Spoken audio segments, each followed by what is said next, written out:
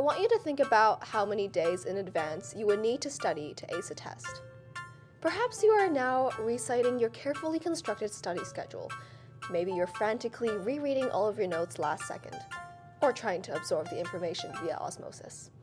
But would that guarantee you 100%?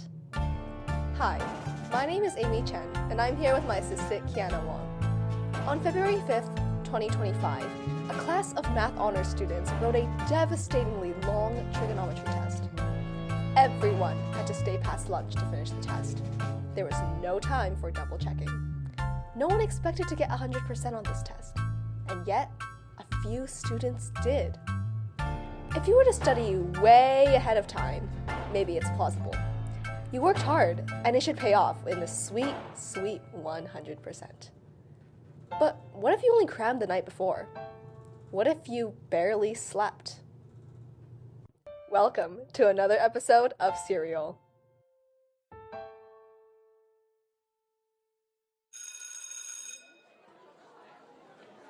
Genuine opinions on the test. It's really hard to draw the graph. I thought the graphs were like super ugly, and also like, what was that increment?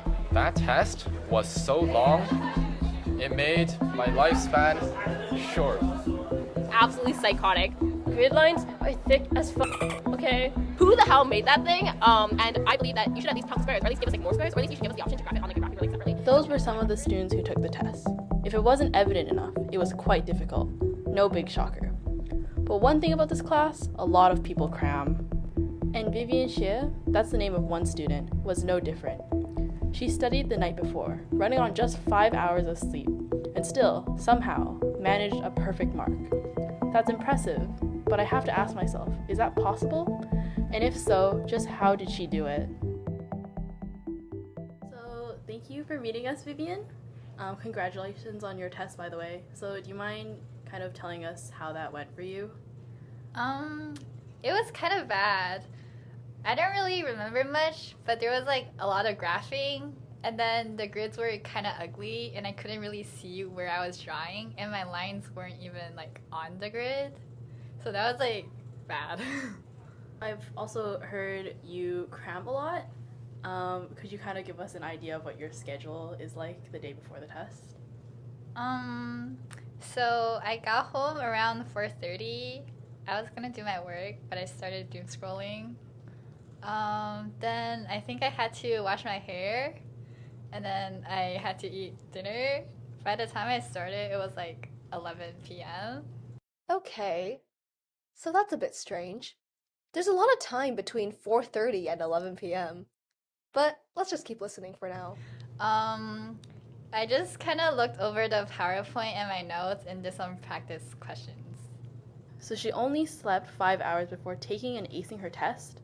Most research papers say that teenagers need at least 7 hours of sleep for optimal performance. Doesn't it seem a little unbelievable how she managed to achieve this with at least 2 hours less? Not to mention, for someone who wrote such a difficult test, she doesn't seem to remember much. Maybe someone else remembers it better. Cheated. She definitely cheated. There's no way she got an 100%. Like, she got like a 60% in grade 9 math, and I'm her best friend, so I would know. That's Catherine Ting, a self-proclaimed intellect and prodigy. Also, Vivian's classmate. The Ferris wheel question. She only got it right because she performed a satanic ritual, and then she sacrificed little babies to summon Satan, and then the voice in her head probably told her exactly what's right. Catherine said she even had proof. Here she showed me Vivian's eraser and what looks to be a pentagram drawn on it. Not too sure how she got that. I saw her cheating when I looked over at her paper. Cheating? Well, that certainly is a possibility. But Vivian didn't strike me as the type to cheat. And another thing, I find it strange that Catherine would want to throw Vivian under the bus, especially since she claimed they are best friends. Let's come back to Catherine's interview later. We've also asked other students about Vivian, but they had nothing insightful to say. They all collectively claimed that Vivian was hardworking, very smart, and diligent. Something that did stand out to me is that her study style wasn't unknown. Many of her peers knew she was the type to cram right before the test. So we decided to reach out to Ronald. He's one of Vivian's classmates, and he also crams a lot. So how was the test? It wasn't like really hard, but like it was pretty long. So not possible to cram? Or did you cram? I did have to study. You know, I usually don't study at all for tests, but I did study this time, which sucked. Yeah. So we put it to the test. My assistant stayed up till 3 a.m. cramming for a mock math exam I created. The next morning, she couldn't even give me a straight answer. Needless to say, she did not score 100%.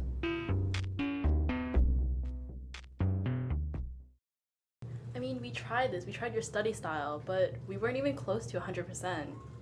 Well, maybe because you didn't try hard enough. Because it's not a real test and you don't have the pressure. You should try it next time when you actually have a test. Then it'll work. Guess we're back to square one.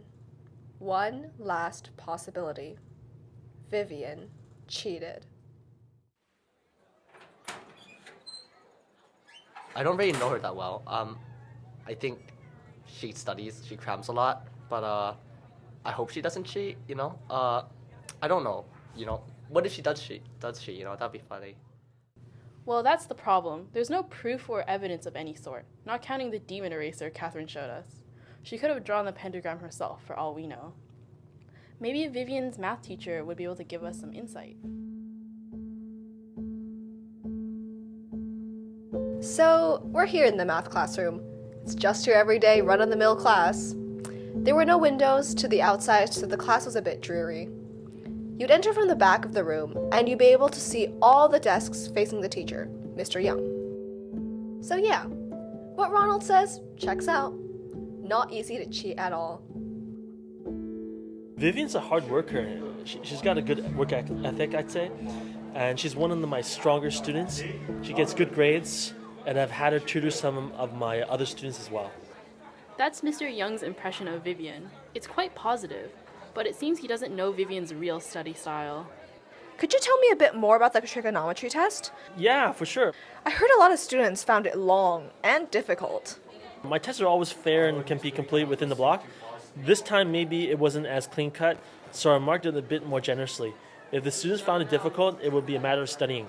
It should be manageable with the right work ethic. Would it be possible to get 100% on the test with only like one night of studying? I didn't make the test in mind for people to pull all-nighters. I suppose it's possible, but unlikely. I see. So what about cheating? Do you think your students could cheat on this test? I don't think my students would cheat. They're all excellent students. But to be completely honest with you, I was away that day. I had a TOC instead. Oh, well that certainly changes things. Vivian's classmates describe her as hardworking, someone who crams but still manages to pull through. So is it that unbelievable that she managed to ace the test? Was the pressure of the moment enough to push her to 100%? Or is there something else at play? But even at the end, there's no smoking gun, no hidden answer key.